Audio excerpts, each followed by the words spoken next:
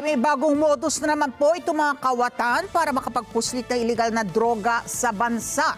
Sa joint operation ng PDEA at Bureau of Customs, nabaking kung paano po sinubukang ilusot ito pong mga kontrabando sa pamamagitan ng pagtatago o pagsisiksik po doon sa mga false siding ng container van. Lumalabas din na diniklarang marble mula sa Afghanistan ang nasabing kargamento. Kunin pa natin ibang detalye sa live report ni Erlo Bringas. Erlo. Ali, dahil sa nadiskubre na yan ng Bureau of Customs ay posibleng magbago ngayon ng polisiya, paraan ng pag-iinspeksyon itong ahensya sa mga kargamentong ipinapasok dito sa ating bansa. At nagpahayag naman ang law enforcement agencies na tutulong din rin sila sa BOC para matigil na yung ganitong kalakaran. Nasamsam ng Bureau of Customs o BOC at Philippine Drug Enforcement Agency o PDEA ang aabot sa 278 million pesos na halaga ng illegal na droga sa isang joint operation sa Manila International Container Port o MICP. Noong December 2, 2025 nang nakatanggap ng intel information ng BOC mula sa PDEA tungkol sa isang shipment galing Afghanistan na pinaghihinalaang may lamang droga.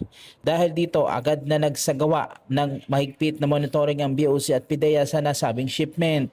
Ayon kay Bureau of Customs Commissioner Ariel Nepomuceno, dumating sa MICP noong December 31, 2025 ang container na idineklara bilang marble dahil walang naisumating dokumento sa loob ng 15 araw. Kaya idineklara na nila itong abandonado. Again, ang significance nitong nahuli ngayon, yung mode of concealment at pagpapapasok using yung mga false sightings. Ito dumating December 2 pa kasi ito dumating. Hinihintay natin may mag-file o mag-claim. Subalit hindi nangyari yon, kaya obligado na tayo na buksan.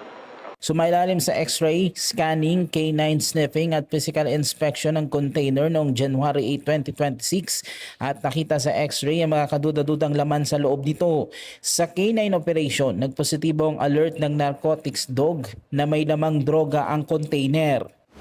Ngayon lang namin naranasan yung ganitong klaseng pagpapasok ng illegal drugs, ng shabu na nakatago sa loob ng mga bakal.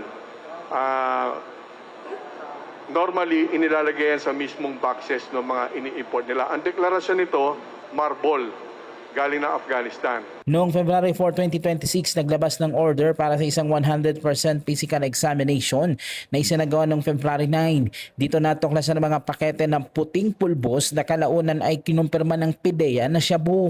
Dahil bagong modus na naman ito na nadiskubre ng Bureau of Customs na kung saan isiniksik ang mga droga na ito sa bakal ng isang container van ay tiniyak ngayon ng pamunuan ng BOC na kanilang i-upgrade at babaguhin ang kanilang mga polisiya para mapigilan na yung mga ganitong uri ng modus na maipasok ang mga kontrabando lalo na dito sa ating bansa. Nagbigay na ako ng utos actually noong November pa last year na mag-upgrade pa ang BOC, mas pagandahin pa yung aming scanning capability, X-ray machines.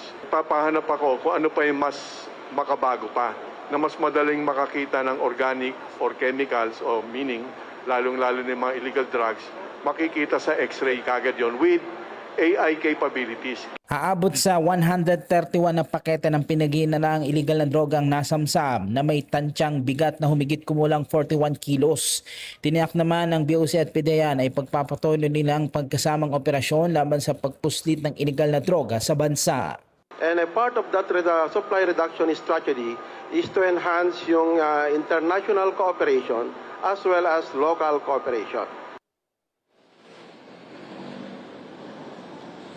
Samantala, Ali, nihayag naman ni DILG Secretary John Vic Rimulya na mas epektibo ang pagtutok sa pinanggagalingan ng illegal na droga para masolusyonan na nga ang problema sa droga sa bansa kaysa nga dun sa sinasabi niya kanina sa press conference na paggamit ng extrajudicial killing. Ayon kay Rimulya, mas mahalagang patuloy na raw ang supply chain ng droga sa pamamagitan ng mas maigting na operasyon laban sa mga malalaking sindikato sa halip na gumagamit ng karahasan inihayag din ng DILG na tutulong din ng law enforcement agencies para sa case build-up para matukoy yung mismong makasangkot para sa pagpapasok nitong na-discovering bagong modus ng illegal na droga na inilalagay na sa mismong bakal ng container van para maidaan sa customs, Ali.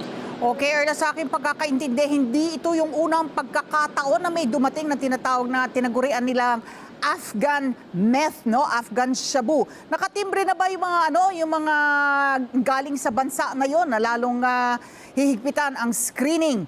Lalong-lalo nga itong modus na sa loob ng mismong release na bakal na false siding, Nakatimbre na ba ang Afghanistan?